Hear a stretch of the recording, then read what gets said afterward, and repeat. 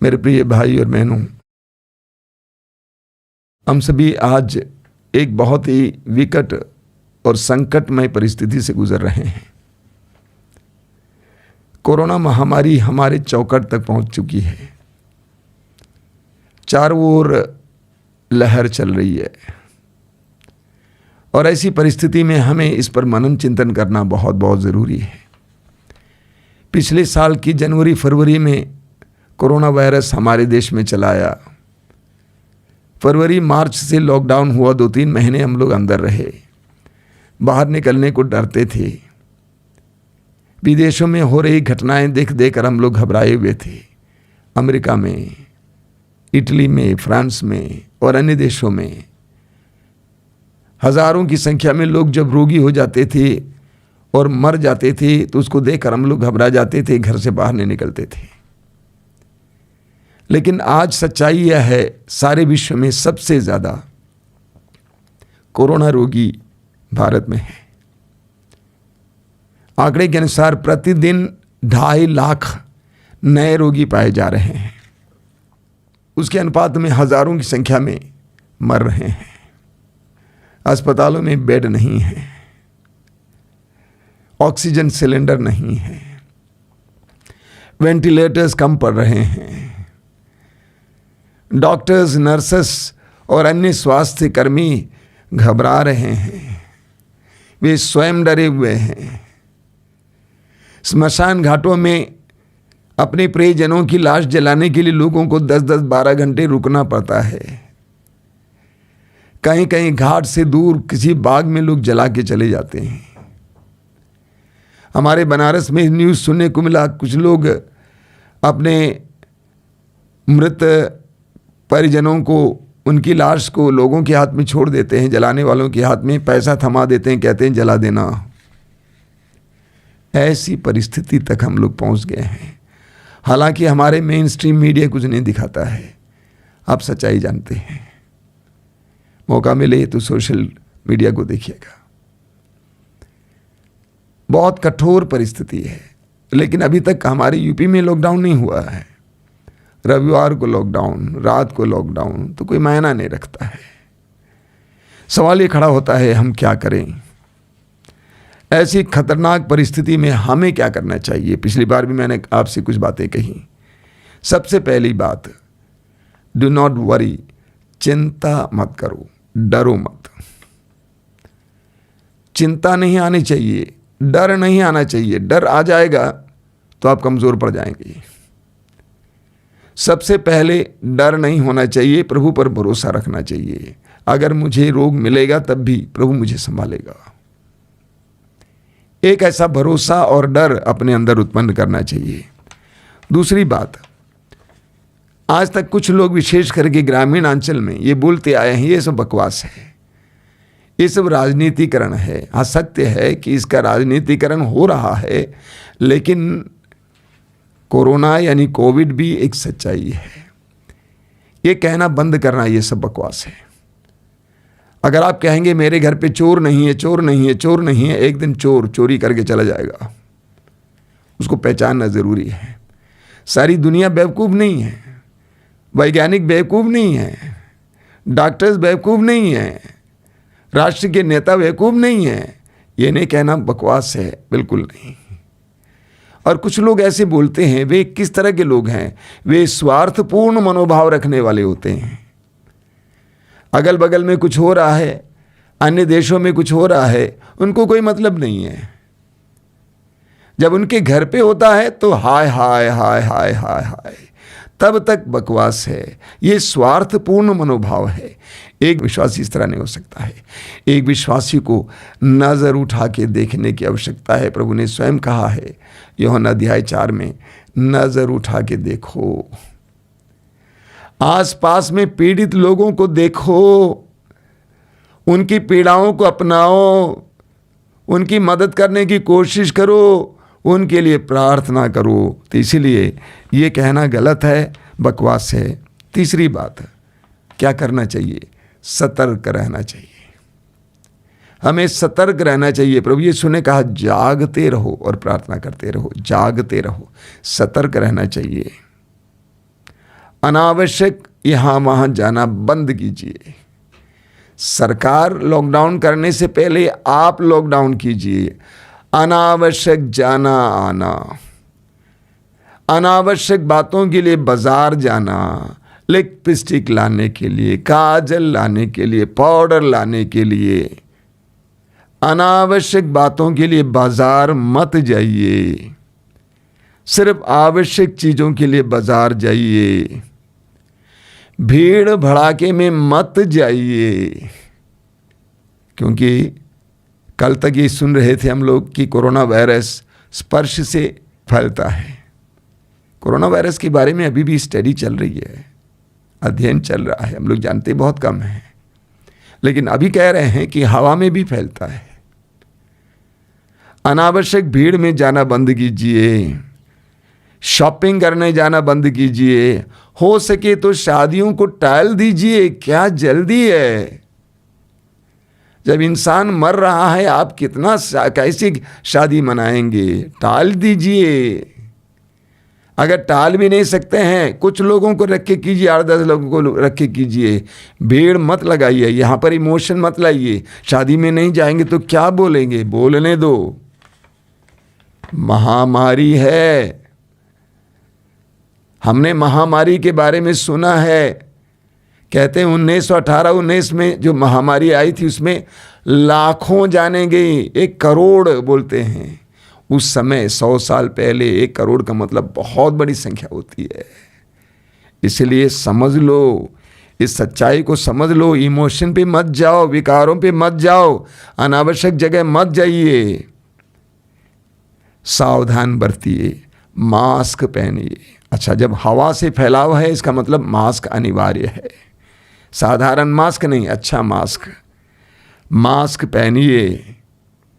बिना मास्क पहने कहीं मत जाइए। मैं धन्यवाद देता हूं कि सरकार ने नियम बनाया है और कठोर नियम बनाया है। 1000 रुपये देना पड़ेगा, सड़क पे पाए जाएंगे बिना मास्क के। उस सरकार के लिए नहीं है, आपके लिए है, मेरे लिए है।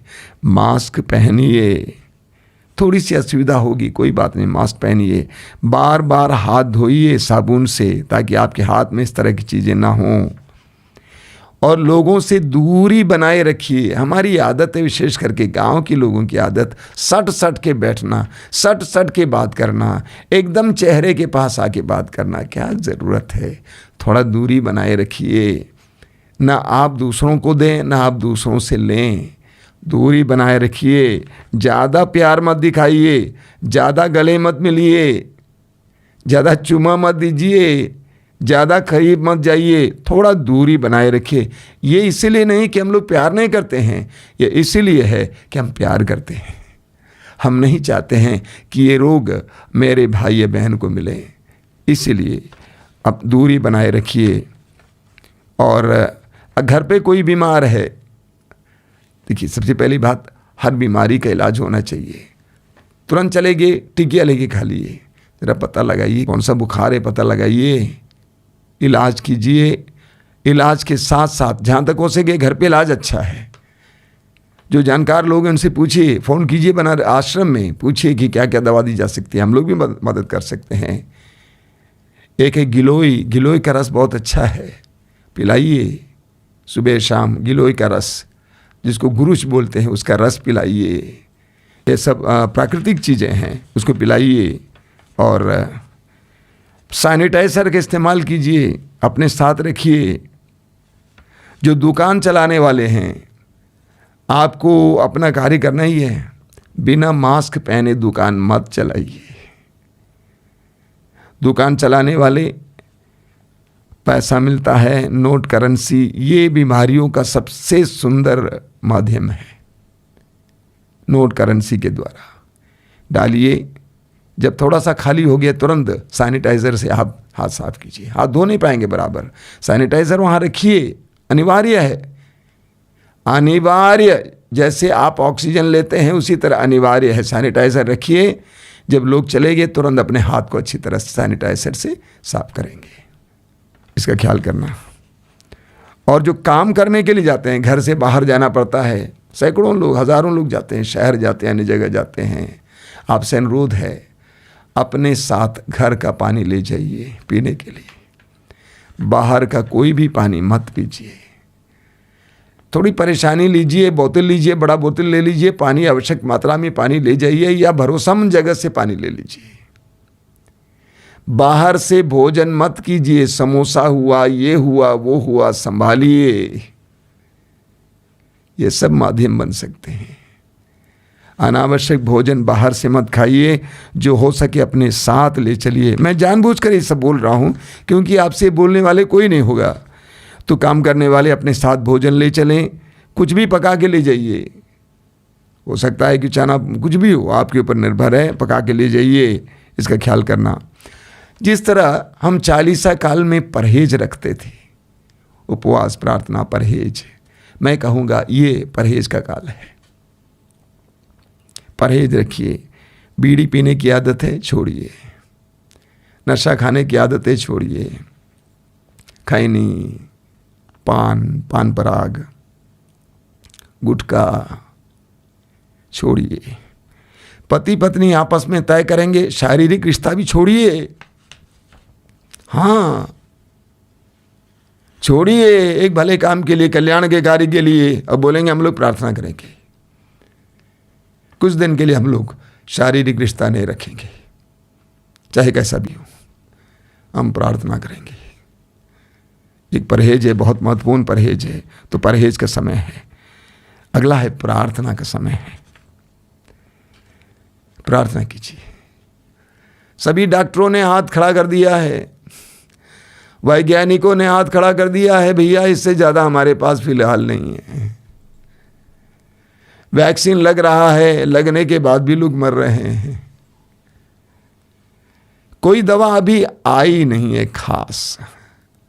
सभी परिश्रम कर रहे हैं, सभी दिन रात परिश्रम कर रहे हैं आप और मेरे लिए। सबने हाथ खड़ा कर दिया है। इसलिए अभी इस अवस्था में हमें प्रभु के पास जाना है। 12 साल से रक्तस्राव से पीड़ित नारी, सब वैद्यों ने छोड़ दिया, सारा पैसा खत्म हो गया। सोचा अब और कोई रास्ता नहीं है, एक ही है प्रभु। और वो गई, उसने पाया। हमारे क्रिस भक्त बहन 50-55 साल की, बहुत प्रिय है, हर रविवार को मिसा में आती है। पिछले 2 सप्ताह से अस्पतालों में है, एक अस्पताल के बाद दूसरा अस्पताल। परेशान है, उसके बेटे रो रहे हैं, बराबर हर रोज 2-3 बार फोन आते हैं, क्या करें क्या करें। हर डॉक्टर कहता है कि हमसे नहीं होगा। पूछता है कि कहाँ ले जाए, कोई डॉक्टर लेने को तैयार नहीं है, कहाँ ले जाए। मैंने कहा बेटा ये तय कर लो, अभी कोई भी वैद्य तुम्हारी माँ को चंगा नहीं कर सकता है, एक यीशु ही चंगा कर सकता है। अब तुम यीशु वैद्य के पास जाओ और प्रार्थना करो। पूरा परिवार प्रार्थना में लगा हुआ है। लोगों से मैं कहता हूं प्रार्थना करो, प्रार्थना करो, क्योंकि कोई और नहीं कर सकता है कुछ। इसीलिए प्रार्थना में समय बिताइए। टीवी के सामने मत बैठिए अनावश्यक, चुगली करने में, अनावश्यक बातचीत में समय बर्बाद मत कीजिए। चाय की दुकान पे जाके मत बैठिए, प्रार्थना करना शुरू कीजिए। आश्रम की ओर से 2-3 प्रार्थनाएं हैं जो शक्तिशाली हैं। दोपहर को 3 बजे करुणा की माला है, जुड़िए। मैं धन्यवाद देता हूँ, काफ़ी लोग जुड़ रहे हैं, अच्छी संख्या में लोग जुड़ रहे हैं। हजारों की संख्या में दोपहर के समय प्रभु यीशु की मृत्यु के समय रो रो कर प्रार्थना करेंगे करुणा के लिए। जुड़ जाइए, न केवल आप जुड़िए, अपने मित्रों को बताइए, अधिक से अधिक लोगों को जोड़िए, ताकि हम सभी लोग मिलकर करुणा के लिए प्रार्थना करें। एक नई प्रार्थना भी हमने शुरू की है परसों से, रात को 9 बजे से 10 बजे तक। वो सीधा है जंग, कोरोना से जंग। हम प्रार्थना कर रहे हैं, अभी तक बहुत अच्छा चल रहा है, काफ़ी लोग जुड़ रहे हैं। मैं आपसे अनुरोध करूंगा, लाइव प्रोग्राम है, एक साथ जुड़िए। हजारों की संख्या में लोग मिलकर हम लोग प्रार्थना करेंगे। थोड़ा पैसा खर्च कीजिए, जो करना है कीजिए, लेकिन जुड़िए, हमें मेहनत करनी है। ये मत भूलिए, आज वो है, कल आप हैं। पहले सोचा जाता था जो रोगी हैं, जो वृद्ध हैं, उनको ज़्यादा वायरस की बीमारी मिल सकती है। ये सच्चाई नहीं है। आज जो जा रहे हैं, जवान लोग जा रहे हैं, तगड़े लोग, स्वस्थ लोग जा रहे हैं। इसलिए आज वह, कल मैं, मत भूलिएगा। मस्ती में मत रहिए, प्रार्थना में जुड़ जाइए। तो मैं फिर याद दिलाता हूँ, दोपहर को 3 बजे या रात को 9 बजे या हर शुक्रवार को रक्ताभिषेक प्रार्थना, ये तीनों प्रार्थनाएं विशेष करके इसके लिए हैं। और जहाँ तक हो सके इन दिनों हम इस कोरोना केंद्रित प्रार्थनाएं चलाएंगे, सभी लोग मिलकर प्रार्थना करेंगे। आप इन सारी बातों का ख्याल करना, मेरे लिए भी प्रार्थना करना, हम सब के लिए प्रार्थना करना, हम टीम के लिए प्रार्थना करना कि हम लोग इस कार्य को आगे बढ़ा सकें। हम लोग गिर जाएंगे तो आपको परेशानी होगी, हम लोगों के लिए विशेष प्रार्थना करना। आइए हम प्रार्थना करें। प्रभु यीशु, मैं इस समय इस कार्यक्रम के सभी दर्शकों को तेरे हाथ में सौंप देता हूं। उन्हें शांति का साधन बना, अनुग्रह का साधन बना, प्रार्थना का वरदान दीजिए यीशु, परहेज का वरदान दीजिए, प्रज्ञा का वरदान दीजिए यीशु, इस महामारी को रोकने के लिए ताकत दीजिए, हिम्मत दीजिए। तूने हम विश्वासियों को चुना है ताकि इस महामारी को हम रोकें, शैतान के इस प्रकोप को हम रोकें। हमें हिम्मत दीजिए। हजारों लोग मर रहे हैं यीशु, हजारों परिवार अनाथ हो रहे हैं, टूटे हैं, फूटे हैं, रो रहे हैं, बिलख रहे हैं। उनके दर्द को महसूस करते हुए निरंतर प्रार्थना में समय बिताने के लिए हमें कृपा दीजिए। हमारे देश को बचाइए यीशु, सारे विश्व को बचाइए। ए माँ मरियम, हमारे लिए प्रार्थना करना। प्रणाम मरिया, कृपापूर्ण प्रभु तेरे साथ है, धन तू स्त्रियों में और धन तेरे गर्भ का फल यीशु। ए संत मरिया, परमेश्वर की माँ, प्रार्थना कर हम पापियों के लिए अब और हमारे मरने के समय। आमीन। जय यीशु।